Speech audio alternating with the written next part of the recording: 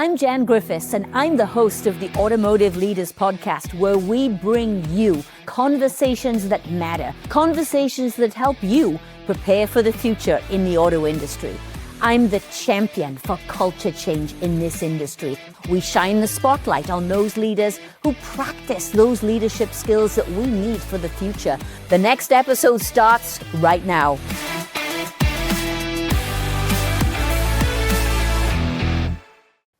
If you had told me a year ago that I would have a politician on this show, I would have said that you are crazy. And yet here we are. All of us in the auto industry, all leaders in the auto industry, we're constantly looking and checking policy decisions, executive orders. I've even got the White House tab, internet tab, open on my browser at all times. Never before have we had to be so involved and aware of what's happening in Washington than we are right now. And so it gives me great pleasure to bring on the show today a woman who cares deeply about manufacturing. In fact, she's otherwise known as the manufacturing geek. She is none other than Congresswoman Haley Stevens. Congresswoman, welcome to the show. Hey, thank you so much for having me. I'm geeked to be here. You're geeked to be here. Now, manufacturing geek, I have seen you speak and I know it comes from the heart and you care deeply about manufacturing. Why? You know, look, I was born here in Michigan and my parents had a small business. It was a landscaping business. And so I grew up around a lot of that heavy equipment, the grit, the grease, the grime. I had family members in the auto industry. And as someone who's had a career in public service, looking around our state and recognizing Michigan for what we are one of a handful of states in the country whose central economy drives through the manufacturing sector. And the industry is not what people think it is. It's not just a few original equipment manufacturers slapping door panels on cars. I mean, it's this integrated web of suppliers and global supply chains and access to materials, and it's tied to innovation. You go out to Silicon Valley, particularly you look at the turn of the century into the point we're at now. Ones and zeros, fiber optics, everything right at your fingertips. And yet capital-intensive industries are still what makes the world go round. We have to access goods and products. We have to continue to improve how our automobiles are made and the safety and the quality components. And so, yeah, I've had a career focused on manufacturing policy, industrial policy at a kind of a brief stint outside of direct government work, but it was still a public-private partnership. And I've gotten a lot done for Michigan, and it's because I just spend the time visiting with the manufacturers. Yeah, I know that. And you have something called Manufacturing Mondays. What's that about? So, look, when I got elected to Congress 8 years ago, I decided I didn't want to lose touch, and I wanted to keep my finger on the pulse of the economic drivers of our state. And so I came up with this initiative for deep and regular engagement with the small to mid-sized manufacturers, just going and spending time with them, not bringing a whole road show, but just really forming relationships. I've done just shy of 200 unique visits to manufacturers, small, mid-sized, sometimes training centers. A lot of times I hear folks say, oh my gosh, similar to what you just said, Jan, we've never had a politician here. And yet that's really enabled some great policy making for me. I think part of the reason why they said I was the most effective Democrat in the Congress for Michigan, but I've been right there at the lawmaking table advocating for fair tax code, the R&D tax credit, pushing back on some of these erratic tariffs, helping us get a Chips and Science Act passed and signed into law, legislation that I'm working on to secure our supply chain and on. And sometimes it's not as big as just one bill that a company can point to. It's maybe a series of policy considerations or untangling something from the federal government. And then for me as a policymaker, man, does this just keep you rooted, right? It's like the come down to earth moment. People see Washington as a lot of partisan infighting. Well, that's not what it's like on a manufacturing shop floor. Also the equipment. Oh my gosh. I just love seeing the equipment. The equipment's so cool. And then a lot of times I go and visit a supplier and they're doing the equipment that then I see on the factory floor. So I've just made a lot of great relationships. I've learned a lot. and it makes me better at my job for the state of Michigan. You really are a manufacturing geek, aren't you? Yeah, you need to see some of these CNCs I've seen. It's pretty great stuff. And then I always ask a shop floor, I'm like, okay, so what's your oldest piece of equipment? Not to ding them, but to look at what's been around for decades and decades and decades, and the quality that was made. And that's who we are here in Michigan. We've got a broaching manufacturer, here in Oakland County. I mean, it's unreal. I love it. I love it. And it's then the tie-in with autos to defense to aerospace. They call us the arsenal of democracy. We still are. These are national security assets. And that's another thing that really fires me up as well. Yeah. Now, let's go back to the 2008-2009 timeframe. Sure. You were chief of staff for the Auto Task Force. It's a very important time, I think, in our history where the administration and the industry had to work together. What did you learn about working together between industry and the administration from that experience? Well, I think most importantly and most key is that initiative wasn't hyper-partisan. I mean, it really was a bipartisan approach to saving Main Street. And it was an unbelievable time, right? I mean, what was going on with the financial sector, the housing crisis that was so palpable. I mean, we exemplified a lot of that here in Michigan. And then very unfathomably, hearing the words General Motors and bankruptcy in a sentence. Yes, right. That was really scary. I mean, Jan, I was the person from Michigan on the team.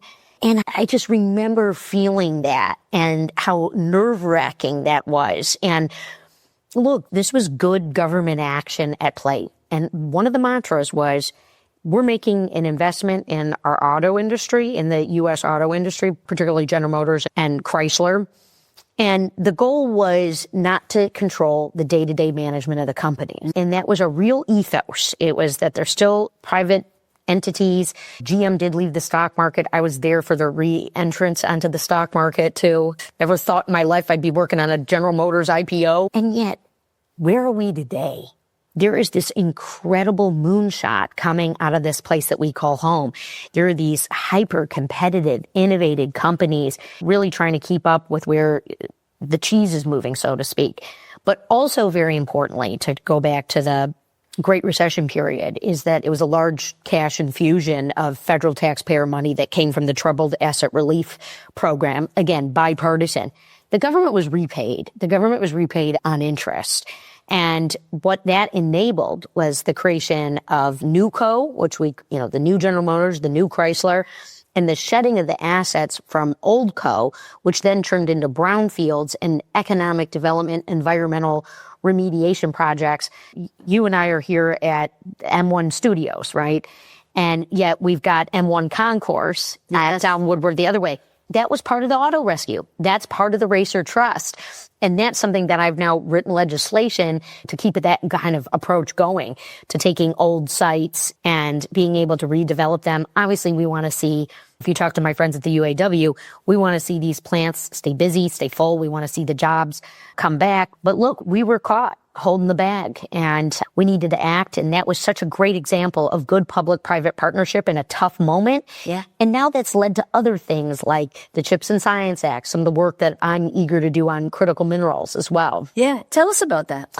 Yeah. So look, during the auto rescue time period, it was very clear to us that China was dominating in the spaces of microchips, the semiconductor chips. A lot of us here in Michigan, I know you certainly do, Jan, remember that time period where we had COVID hit and we had the chips just hung in the balance and you had all these cars sitting on lots that weren't completely manufactured because they didn't have the microchips. So I'm proud to have helped pass legislation to regrow our chip manufacturing industry here in the United States. Again, public-private partnership. People can look at a federal price tag of precious taxpayer dollars that were put out into the marketplace.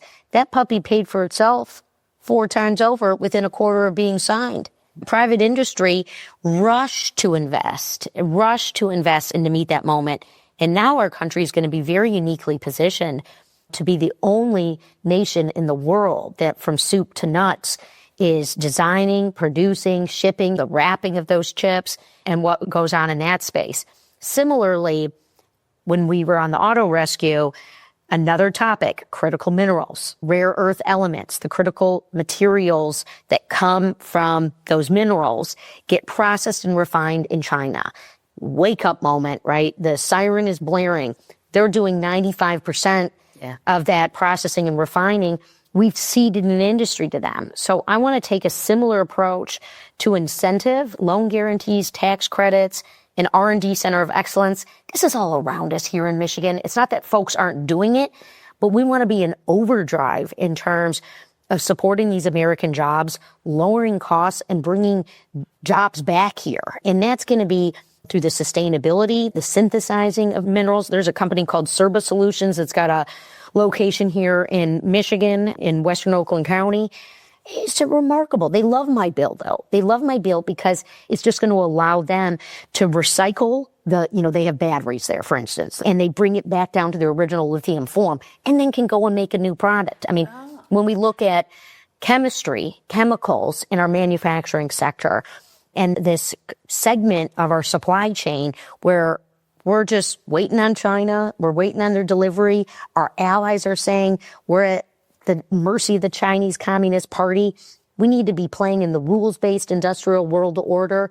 We need to be in overdrive with our allies and our industry partners here. So I'm really excited about this bill that I wrote. It's called Unearth America's Future Act. All right.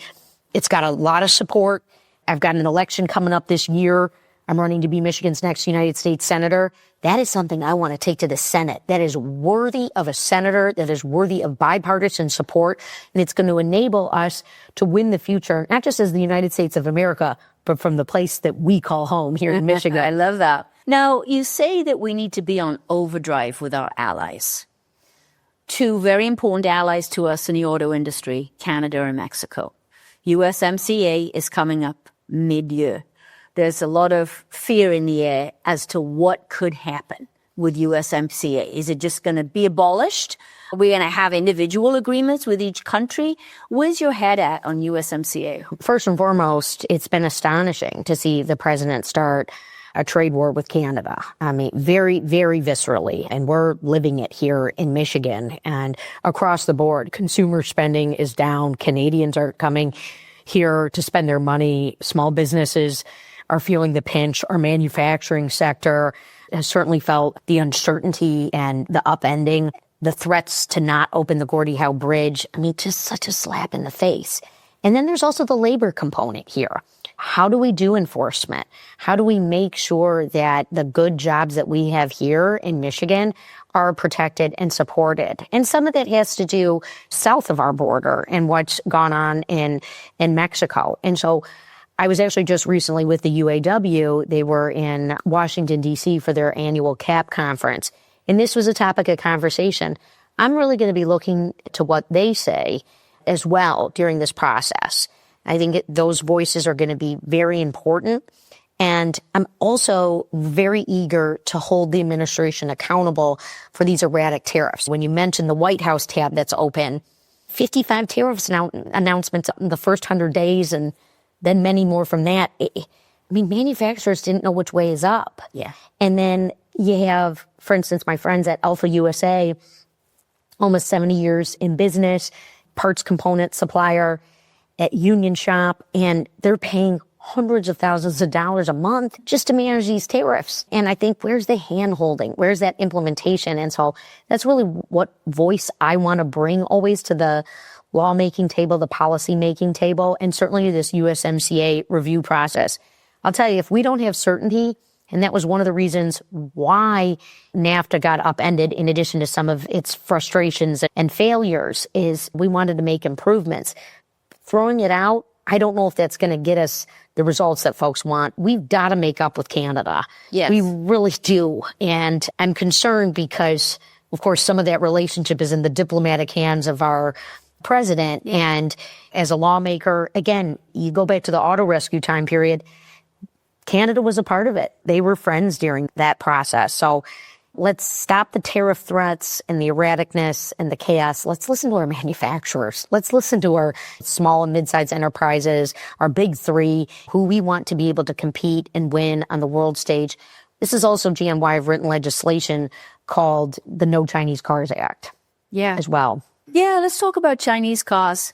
I feel sometimes that we don't see the threat of the Chinese OEMs because we don't see the cars, particularly here in Michigan, in Detroit, the auto capital of the world. We don't see those cars. They're in Mexico. They're all over Europe. They're in South America, but we don't see them. We talk about the Chinese OEM threat, but we don't see those vehicles. And yes, the quality has improved. And yes, they have good cost, but the price of the Chinese vehicles would have to improve if they came into this country, if that day ever happens.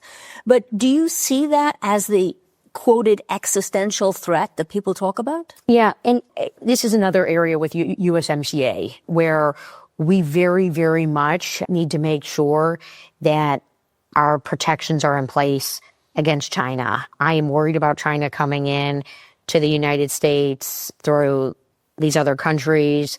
I'm worried about exploitation. I'm deeply frustrated because their cars are subsidized. They're not playing by the same rules.